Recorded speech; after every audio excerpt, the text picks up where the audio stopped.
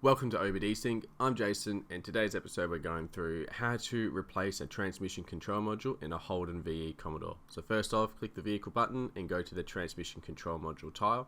This is then going to load in our available options for the TCM.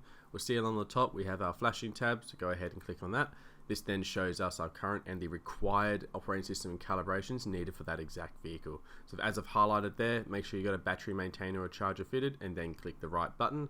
We'll have a pop-up indicating that if you have a custom tune on the current transmission control module, it is going to wipe it and put a factory tune back onto it. Go ahead, press OK when ready. This will then start downloading the required files or tune and then begin the flashing sequence as we see here.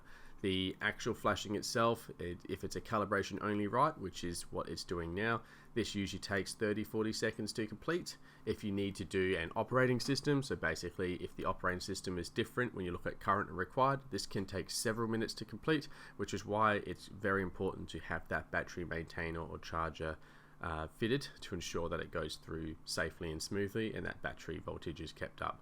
So we've just now finished that flashing here. It's now doing the finalization of the flash routine. Once that's done, we will get a pop-up that's indicating to cycle the ignition and also clear faults. You can do that now if you'd like, but we're going to quickly go over to the Learn Functions tab and we're going to do our final action that we need to complete. This is our VIN security link. This is going to put the correct VIN into the transmission control module for that exact car. So go ahead and click go when ready. It only takes a few seconds to complete, and after that, that's all completed. You can then go to the DTCs tab and you can read and clear any pending faults that may be left after all that. But otherwise, that's it for now. Thanks for watching. Make sure to like and subscribe. Otherwise, we'll see you next time.